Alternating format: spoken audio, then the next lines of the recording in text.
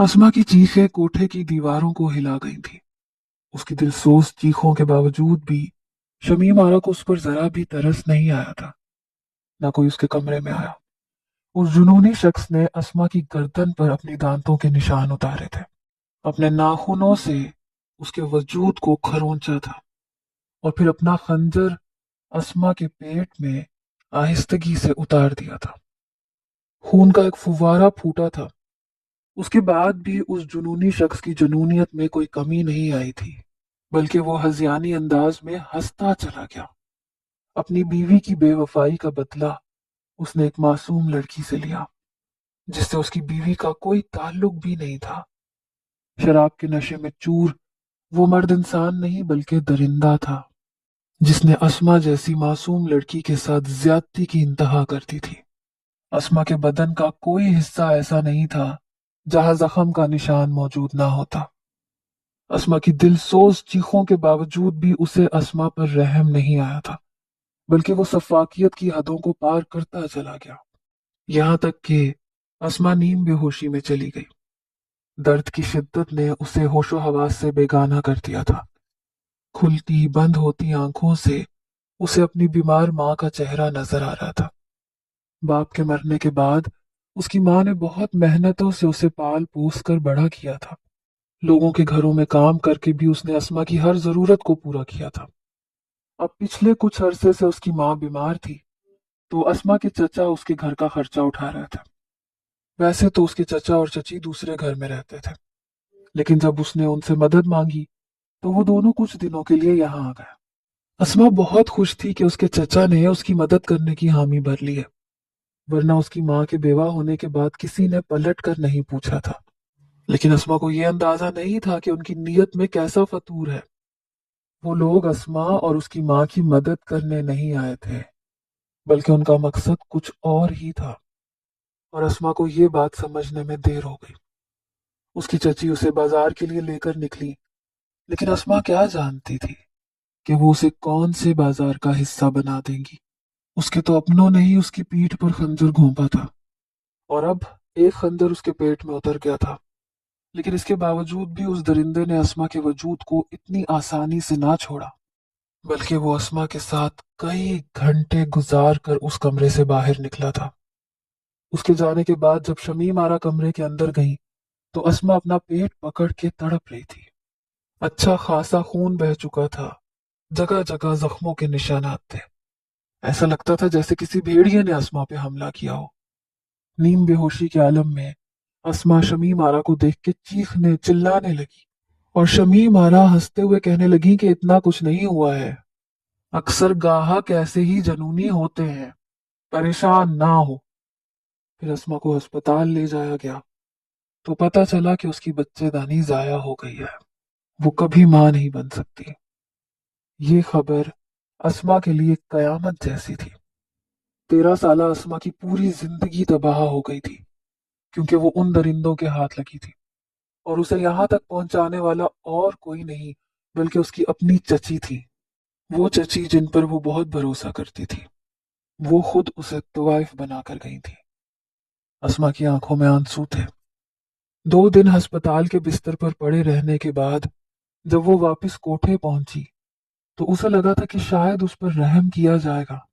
लेकिन 2 दिन के बाद ही शमीम आरा ने उसे फिर एक दरिंदे के हवाले कर दिया, जिसने एक बार फिर अस्मा के वजूद को जख्म जख्म कर दिया। अस्मा की तकलीफ, उसका दर्द समझने वाला यहाँ कोई नहीं था। यहाँ रहने वाली औरतें बहुत सख्त जान हो चुकी थीं। अस्मा की चीखों से किसी को कोई फर्क नहीं पड़ता था। शायद वो भी इन्हीं लम्हात और ऐसे ही भेड़ियों से गुजरकर यहाँ तक पहुंची थी। अस्मा जान गई थी कि अब सारी जिंदगी उसे यहीं गुजारनी है, और इसी तरह हर रात अपने आप को बेआबरू करवाना है। इसीलिए उस दिन अस्मा ने खुद से वादा किया था कि अगर उसे यहाँ रहना है तो वो किसी से डर के नहीं रहेगी, बल्कि अपनी शर्तों के मुताबिक जिएगी। और उस दिन के बाद से ही उसने अपने आप को बदलना शुरू कर दिया। वक्त गुजरता चला गया। अस्मा हसीन से हसीन तर हो गई। उसके पीछे गाहक दीवाने होते थे, लेकिन वो अपनी शर्तों पर रात गुजारती थी। अपने उसूलों से वो एक पाई पीछे नहीं हटती थी। धीरे धीरे उसने शमीम आरा को भी एक कोने से लगा दिया और खुद कोठे की जीनत बन गई। शमीम आरा की वैसे भी उम्र हो चुकी थी। फिर एक दिन शमीम आरा ने हमेशा के लिए अपनी आंखें बंद कर ली और उस दिन से ये कोठा अस्मा के हाथ आ गया। शमीम आरा के गुजरने के बाद जब अस्मा इस कोठे की मालिकन बनी तो उसने सबसे पहले अपने घर की राह ली। मुंह छुपाए रिक्शे में बैठी वो अपने घर पहुंची, लेकिन वहां पर अब कोई और ही मकीन थे। उसने इर्द गिर्द से अपनी माँ के बारे में मालूम करना चाहा तो पड़ोस में रहने वाले रहीम चचा ने बताया कि नजमा की बेटी अस्मा तो घर से फरार हो गई थी, अपनी चची के साथ बाजार गई, वहीं से अपने आशना के साथ भाग गई। इसी सदमे से अस्मा की माँ चल बसी। ये घर उसके चचा चची के नाम हो गया था। फिर उसके चचा ने औने पौने दामों ये घर फरोख्त किया और वो लोग भी दोबारा कभी पलट कर यहाँ नहीं आए। ये सुनकर अस्मा गम के मारे दीवानी हो गई। उसकी माँ को उसके बारे में झूठी खबर दी गई थी और ये सब कुछ उसके चचा चची ने इस घर के लिए किया था। यह हकीकत खुलते ही वो सदमे से चूर वापस अपने कोठे पर पहुंची। माँ के इस तरह दुनिया से चले जाने का गम उसके लिए किसी पहाड़ जैसा था। कई दिन तक वो अपने कमरे में छुप छुप कर आंसू बहाती रही और ये कोठा ही उसकी दुनिया बन गया। अस्मा ने कोठा संभाला तो कोठा दिन दुगनी रात चुगनी तरक्की करने लगा। हवेली की हर महफिल में रईस जादों का जमे गफीर आने लगा। अस्मा की खूबसूरती के चर्चे दूर दूर तक हो चुके थे। उसने अपने दाम भी दुगने कर दिए। यूं बहुत जल्द वो अमीर और बहुत मशहूर हो गई। तवाइफों की दुनिया में उसने अपना एक अलग ही नाम और पहचान बना ली थी। अस्मा कोठे की मालिकन बनी तो उसने अपने दिल को पत्थर का बना लिया, क्योंकि यहाँ पर उस जैसी मासूम लड़कियों की खरीदो फरोख्त एक आम सी बात थी और अब तो वो खुद यहाँ की मालिकन थी, इसलिए उसे ये काम करना था। हर रोज वो अपना माजी भुलाकर अपने तख्त पर बराजमान हो जाती। हर रोज कोठे पर कोई नई लड़की आती जिसे कोई ना कोई उसका अपना ही फरोख्त करके जाता था। कभी कोई मोहब्बत के हाथों लुटकर पहुंचती तो कभी कोई गरीबी की दास्तान लिए। अस्मा उस लड़की को मोहब्बत से अपने सीने से लगाती, उसे कोठे के तौर तरीके सिखाती और फिर उसकी सही कीमत पर उसे ग्राहकों के हवाले कर देती। खुद भी अब तक उसने ग्राहकों का दिल लुभाना नहीं छोड़ा था। इस बुढ़ापे में भी अस्मा के हुस्न में कोई कमी नहीं आई थी। अस्मा बाई का नाम अभी भी पूरी तरह रोशन था। वो अपनी इस दुनिया में बहुत खुश और मुतमईन हो गई थी, लेकिन आज की रात वो बहुत ज्यादा बेचैन थी, क्योंकि ऐसा पहली बार हुआ था जब उसने किसी लड़की को आते ही फौरन ग्राहक के हवाले किया हो। हर लड़की को वो कुछ वक्त देती थी ताकि वो कोठे के तौर तरीके सीख सके, इस दुनिया को समझ सके। लेकिन नौशी को उसने दूसरी रात ही नवाब शौकत अली के हवाले कर दिया था ताकि मेहरून निसा को सबक सिखाया जा सके। मगर अब अस्मा का दिल अजीब तरह से बेचैन हो रहा था। शायद उसे ऐसा नहीं करना चाहिए था। नौशी का मासूम चेहरा बार बार उसकी आंखों में आ रहा था। सारी रात ऐसे ही करवटें बदलते हुए गुजर गई। फजर की अजानों के करीब जब अस्मा का दिल और भी बेचैन हुआ तो वो उठकर नौशी के दरवाजे पर पहुंची। अंदर अब भी सन्नाटा था। अस्मा का दिल तेजी से धड़कने लगा। आखिर इतना सन्नाटा कैसे मुमकिन था? उसने दरवाजा बजाया, लेकिन अंदर से कोई जवाब ना आया। कुछ देर उसने और दरवाजा खटखटाया। आहिस्तगी से दरवाजा खुल गया और अंदर के मंजर ने अस्मा बाई के होश उड़ा दिए थे। वो बहुत तेजी से कमरे के अंदर दाखिल हुई और उसकी आंखें फटी की फटी रह गईं। नौशी, ये सब क्या है? हकलाते हुए अस्मा बाई ने पूछा था। मैंने मैंने कुछ नहीं किया। मैंने जान के कुछ नहीं किया अस्मा बाई। नौशी खुद में सिमटी सहमी हुई एक कोने में जाके खड़ी हुई थी। कमरे में खून की एक बारीक लकीर बह रही थी। फर्श पर नवाब शौकत अली ऊंधा पड़ा हुआ था और करीब ही एक गुलदान टूट कर बिखरा हुआ था। अस्मा बाई ने तेजी से आगे बढ़कर नवाब शौकत अली की नस पे हाथ रखा और उसकी अपनी सांस बंद हो गई, क्योंकि नवाब अली की जिंदगी की डोर टूट चुकी थी। फर्श पे जमा हुआ खून बता रहा था कि इस हादसे को हुए बहुत वक्त गुजर चुका है।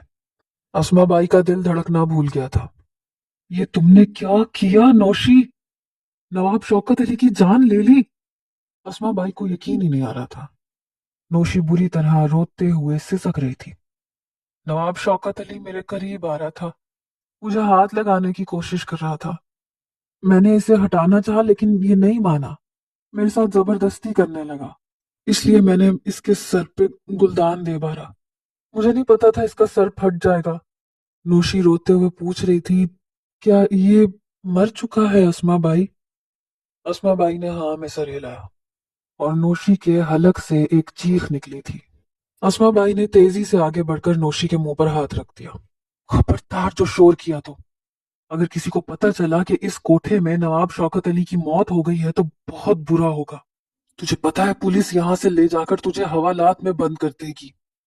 वो परेशानी के आलम में मरे हुए नवाब शौकत अली को देख रही थी और नौशी दीवार से टेक लगाती जमीन पर बैठती चली गई। अपने हाथों में अपना मुंह दबाए वो अपनी सिसकियों को घोंट रही थी। अस्मा बाई ने जल्दी से जाकर फराज और जोहरा को बुलाया। वो दोनों भी ये मंजर देखकर शॉक्ड रह गए। आज से पहले कोठे में कभी ऐसा कुछ नहीं हुआ था। ये क्या कर दिया इस लड़की ने? अस्मा बाई अब क्या होगा? हमारा तो धंधा चौपट हो जाएगा। अगर यहाँ पुलिस आई तो आइंदा यहाँ कोई ग्राहक नहीं आएगा। फराज परेशानी के आलम में अस्मा बाई से पूछ रहा था। ये बात छुपने वाली तो नहीं है। नवाब शौकत अली कोई आम आदमी नहीं है, एक बहुत बड़ा नवाब है। उसके बहुत सारे मुलाजिम और गार्ड्स हैं जिन्हें ये पता होता है कि वो रात को यहाँ आता है। वो उसे तलाश करते हुए यहाँ आएंगे। हमें सारे सबूत मिटाने होंगे। जोरा, तुम नौशी को दूसरे कमरे में ले जाओ, इसका लिबास तब्दील करवाओ और इसे संभालो। ये खबर इस कमरे से बाहर नहीं जानी चाहिए। अगर मेहरुन्निसा को इल्म हुआ तो वो इतनी आसानी से खामोश नहीं बैठेगी। वैसे भी वो इस कोठे पर हुक्मरानी के ख्वाब देख रही है। उसे एक मौका मिल जाएगा, वो हर हाल में तमाशा खड़ा करेगी। जोरा सर हिलाती नौशी को अपने साथ ले गई। चलो फराज, तुम इसके पांव पकड़ो, मैं इसके हाथ पकड़ती हूँ। फिलहाल हम इसे इसी कमरे के वॉशरूम में बंद कर देते हैं। फिर कहीं से बोरी का इंतजाम करो, इसे बोरी में डालकर किसी नदी में फेंकना होगा। अस्मा बाई के हुक्म पर फराज ने नवाब शौकत अली को पैरों से पकड़कर उठा लिया। अस्मा बाई ने उसके हाथों से उसे संभाला।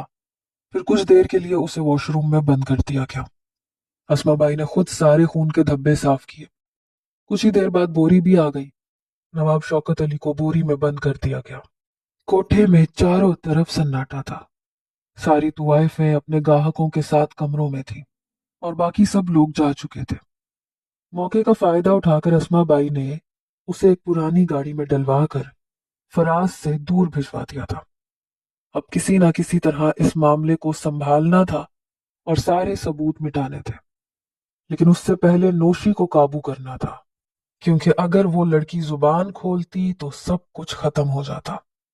अस्मा बाई को इस कोठे से ज्यादा नौशी की फिक्र थी। वो तेजी से नौशी के पास पहुंची, जो अभी भी खौफ के आलम में थर थर कांप रही थी। देखो लड़की, जो कुछ होना था हो गया। अब अगर ये बात तुम्हारी जुबान पर आई तो अच्छा नहीं होगा। अस्मा बाई को थर थर कांपती लड़की में अपने माजी की झलक नजर आ रही थी। अस्मा बाई जो ना कर सकी वो नौशी ने कर दिया। वो खुद को उस दरिंदे से ना बचा सकी, लेकिन नौशी ने अपने आप को नवाब शौकत अली से बचा लिया था।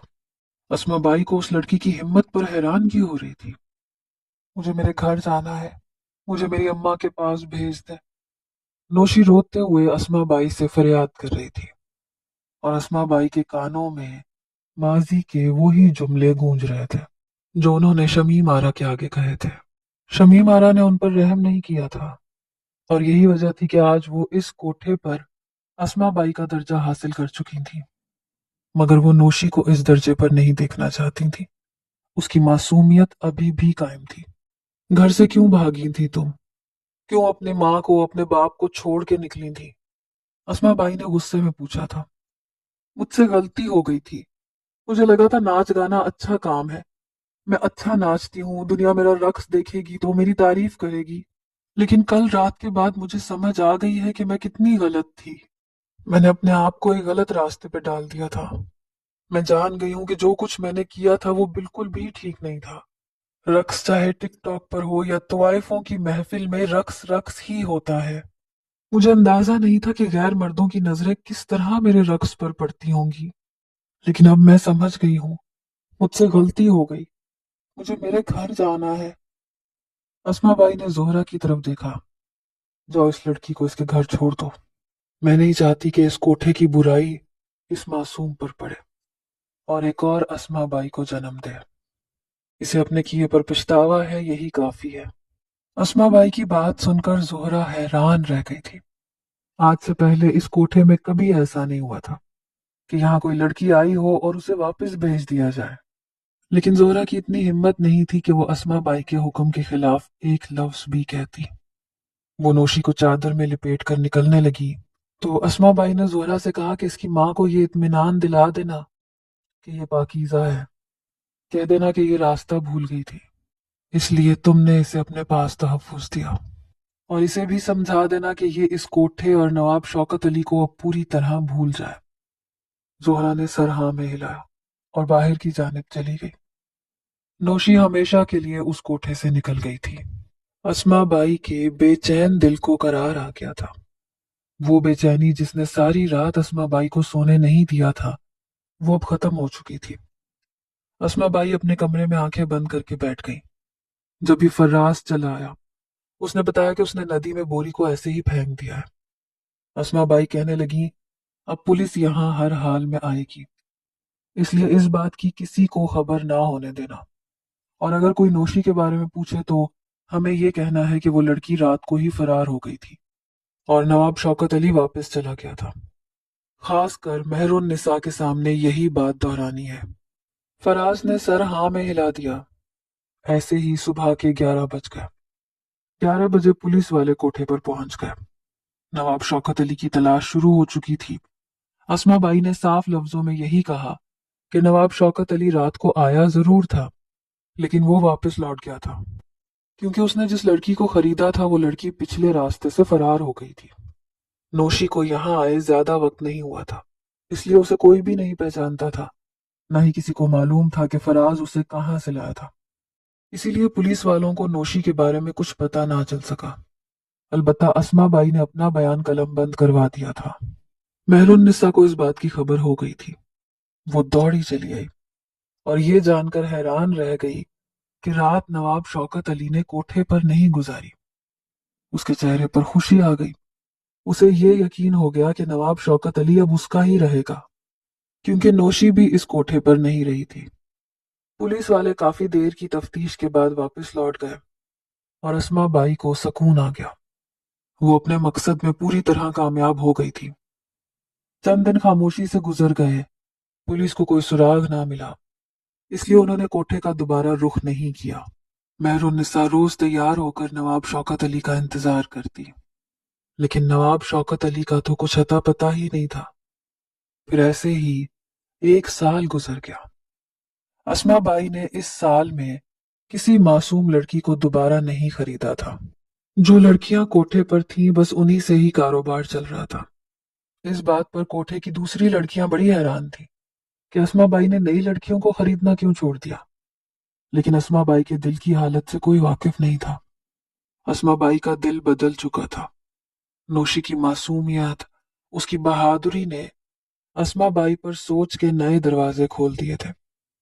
काश वो पहली रात खुद भी अपने पहले गाहक के साथ ऐसा ही सलूक करती। काश वो किसी दरिंदे को अपने ऊपर हावी ना होने देती, तो शायद उन्हें भी वापस उनके घर भेज दिया जाता। शायद वो भी इस गंदी दुनिया से बच जाती। यही वो बातें थी जिन्होंने अस्मा बाई को इस कारोबार को आगे बढ़ाने से रोक दिया। हर कोई अस्मा बाई को बेवकूफ समझ रहा था, जिन्होंने खुद अपने हाथों से अपने ग्राहकों को खोना शुरू कर दिया था। नए चेहरे नजर ना आने पर उनके ग्राहकों ने दूसरे कोठों की तरफ रुख करना शुरू कर दिया था। लेकिन अस्मा बाई का जमीर अब मुतमईन था। उम्र के साथ साथ अस्मा बाई बीमार रहने लगी, तो मेहरुन निसा ने उसकी जगह संभाल ली। अस्मा बाई एक कमरे की होकर रह गई, लेकिन उसका दिल पूरी तरह से मुतमईन था। वैसे भी अब कोठे पर ज्यादा गाहक नहीं आते थे, क्योंकि अब मर्दों को अपना दिल बहलाने के लिए कोठों की जरूरत नहीं थी। बहुत सारी ऐसी ऐप्स आ चुकी थी जिनके जरिए वो घर बैठे अपना दिल बहला सकते थे। हर शरीफ घराने की लड़की टिकटॉक पर खुद को किसी तोआइफ की तरह पेश करने लगी थी। तो फिर मर्दों को पैसे देकर कोठों पर आने की क्या जरूरत थी? रक्स तो अब मोबाइल फोन में ऐसे ही दस्तयाब था।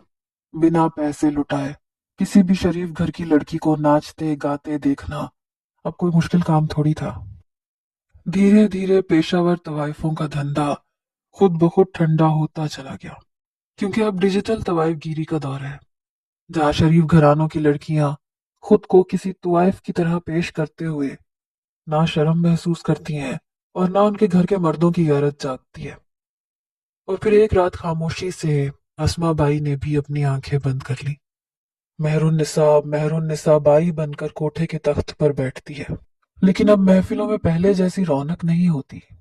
कभी कभी मेहरुन निसा दरवाजे पर नजरें टिकाती है कि क्या पता नवाब शौकत अली एक बार फिर उसे सराहने और मोहब्बत करने इस कोठे पे चला आए, इस बात से गाफिल कि वो इस दुनिया से जा चुका है।